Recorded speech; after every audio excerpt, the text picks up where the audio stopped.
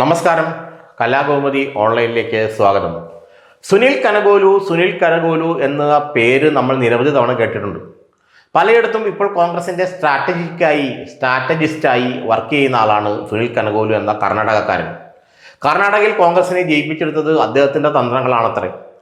ഇപ്പോൾ 2026 കോൺഗ്രസിനെയും UDF-നെയും കേരളത്തിൽ ജയിപ്പിച്ചെടുക്കാനുള്ള തന്ത്രങ്ങൾ അണിയറയിൽ സ്വരുക്കൂട്ടുകയാണ് സാക്ഷാൽ സുനിൽ കനകോലു. കഴിഞ്ഞ ദിവസം വയനാട് കോൺഗ്രസിൻ്റെ ഒരു ക്യാമ്പ് നടന്നു. ലക്ഷ്യ എന്നായിരുന്നു ആ ക്യാമ്പിൻ്റെ പേര്. വരുന്ന നിയമസഭാ തെരഞ്ഞെടുപ്പിൽ കേരളത്തിൽ UDF-ഉം കോൺഗ്രസും ഭരണം പിടിക്കുക, അതാണ് ആ ക്യാമ്പിൻ്റെ ലക്ഷ്യം.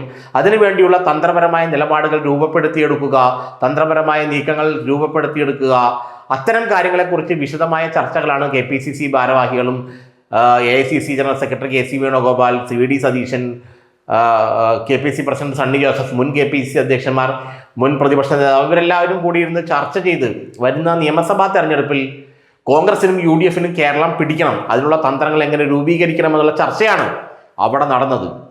എന്നാൽ സുനിൽ കനകോലുവും ഇതിൽ പങ്കെടുത്തിരുന്നു. സുനിൽ കനകോലു എന്ന് പറഞ്ഞാൽ KC വേണുഗോപാലിൻ്റെ അടുത്ത ആൾ കൂടിയാണ്.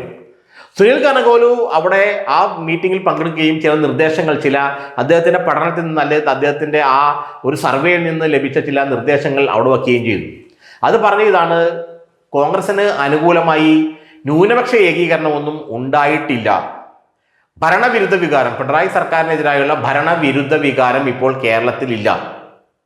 ഇത് പറഞ്ഞതോട് തന്നെ സുനിൽ കനകോലുവിനെ തല്ലിയില്ല എന്ന് മാത്രം. കാരണം ഭരണവിരുദ്ധ വികാരവും ന്യൂനപക്ഷ ഏകീകരണവുമാണ് കോൺഗ്രസിനെയും UDF-നെയും സഹായിച്ചത് എന്ന് മാധ്യമങ്ങൾ മുഴുവൻ എഴുതുകയും അത് തന്നെ ഇലക്ഷൻ റിസൾട്ട് വന്നപ്പോൾ തെളിയുകയും ചെയ്തിട്ടും സുനിൽ കനകോലു പറയുന്നത് ഈ പറയുന്ന ന്യൂനപക്ഷ ഏകീകരണം കോൺഗ്രസിന് അത്രയ്ക്കൊന്നും അനുകൂലമായിരുന്നില്ല. പിണറായി സർക്കാരിനെതിരെ അങ്ങനെ വലിയൊരു ജനവിരുദ്ധ വികാരമൊന്നും ഇല്ല എന്നാണ് സുനിൽ കനകോലു പറയുന്നത്. ഈ കനകോലുവിൻ്റെ റിപ്പോർട്ടിനെ VD സതീശനടക്കമുള്ളവരെടുത്ത് വലിച്ചെറിഞ്ഞു. മേല ഇത്തരം പരിപാടിയും പറഞ്ഞ് ഇങ്ങോട്ട് വരരുതെന്ന് സുനിൽ കനകോലുവിന് മുന്നറിയിപ്പ് നൽകി. കാരണം കേരളത്തിലെ കൊച്ചു കുഞ്ഞിന് പോലും അറിയാം ഭരണവിരുദ്ധ വികാരവും ന്യൂനപക്ഷ ഏകീകരണവുമാണ് കോൺഗ്രസിനെ തുണച്ചതെന്നും തദ്ദേശ സ്വയംഭരണ തെരഞ്ഞെടുപ്പിൽ വലിയ വിജയം നേടാൻ കോൺഗ്രസിനെ പ്രാപ്തമാക്കിയത് ഈ ഒരു സംഭവ വികാസമാണെന്നും പ്രതിഭാസമാണെന്നും കൊച്ചുകുട്ടികൾക്ക് പോലും അറിയാം. സാധാരണമായിട്ട് ചാനൽ വാർത്തകൾ കേൾക്കുന്നവർക്ക് പോലും അറിയാം. പക്ഷേ സുനിൽ കനകോലുവിന് അത് മനസ്സിലായിട്ടില്ല. സുനിൽ കനകോലുവിൻ്റെ മെന്ററായാലും സുനിൽ കനകോലുവിൻ്റെ തലതൊട്ടപ്പനായ KC വേണുഗോപാലിനൊന്നും മനസ്സിലായിട്ടില്ല. എന്തുകൊണ്ടാണ് കനകോലു ഇങ്ങനെ പറഞ്ഞതെന്ന് പലരും അവിടെ മൂക്കത്ത് വിരൽ വയ്ക്കുന്നു. ഇത്തരക്കാരനാണോ അല്ലെങ്കിൽ ഇത്തരത്തിലുള്ളൊരു സ്ട്രാറ്റജിസ്റ്റിനെയാണോ 2026 കേരളത്തിലെ ഭരണം CPM-ൽ നിന്ന് പിടിക്കാൻ നിയോഗിച്ചിരിക്കുന്നത്? അല്ലെങ്കിൽ ഇദ്ദേഹത്തിൻ്റെ തന്ത്രങ്ങൾ വഴിയാണോ കോൺഗ്രസ് മുന്നോട്ട് പോയി ഭരണം പിടിക്കേണ്ടത് എന്നൊക്കെ ആലോചിച്ച് പല കോൺഗ്രസ് നേതാക്കളും അവിടെ മൂക്കത്ത് വിരൽ വയ്ക്കുന്നുണ്ടായി എന്നാണ് നമ്മൾക്ക് അറിയാൻ കഴിഞ്ഞത്. ഏതായാലും VD സതീശനടക്കമുള്ളവർ കടുത്ത ഭാഷയിൽ പറഞ്ഞു, ഈ സർവേ റിപ്പോർട്ട് പൂർണ്ണമായും തെറ്റാണ്, ഈ നിരീക്ഷണം പൂർണ്ണമായും തെറ്റാണ്. കാരണം കടുത്ത ആൻറ്റി ഇൻകംബൻസി, ഭരണവിരുദ്ധ വികാരം കേരളത്തിലുണ്ടായിരുന്നു.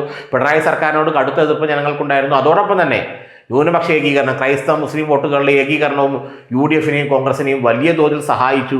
അതുകൊണ്ട് നിങ്ങൾ ഈ റിപ്പോർട്ടിൽ പറയുന്നത് ശരിയല്ല, അടിസ്ഥാനരഹിതമാണെന്ന കടുത്ത ഭാഷയിൽ VD സതീശൻ, രമേശ് ചെന്നിത്തല അടക്കമുള്ള നേതാക്കൾ, സണ്ണി ജോസഫ് അടക്കമുള്ള നേതാക്കൾ പറയുന്ന ഒരു സ്ഥിതിവിശേഷമുണ്ടായി. ഏതായാലും കനകോലുവിനെ ഇനി നിർത്തി ഇത്തരത്തിൽ മുന്നോട്ട് കൊണ്ടുപോവുകയാണെങ്കിൽ 2026 കോൺഗ്രസിൻ്റെ കാര്യം ഒന്നുകൂടി ആലോചിക്കേണ്ടി വരുമെന്ന് പല നേതാക്കളും പറയുന്നുണ്ട്. കനകോലുവിൻ്റെ ഈ റിപ്പോർട്ടിൽ ഇത്തരത്തിലുള്ളൊരു പരാമർശം കടന്നുകൂടിയത് ഗുരുതരമായ ഒരു പ്രശ്നമാണെന്നും അല്ലെങ്കിൽ ഗുരുതരമായ പ്രത്യാഘാതം അതിൽ ഉണ്ടാക്കുമെന്ന് വിശ്വസിക്കുന്ന കോൺഗ്രസ് നേതാക്കളുമുണ്ട്. ഏതായാലും കനകോലുവിൻ്റെ ലക്ഷ്യ ക്യാമ്പിൽ കനകോലുവിൻ്റെ പ്രകടനം ദയനീയമായി. എഴുന്നേറ്റ് പോടാ എന്ന് പലരും പറഞ്ഞില്ല എന്ന് മാത്രമേ ഉള്ളൂ എന്ന അവസ്ഥയിലേക്ക് എത്തിയെന്നാണ് നമ്മൾക്ക് മനസ്സിലാക്കാൻ കഴിയുന്നത്.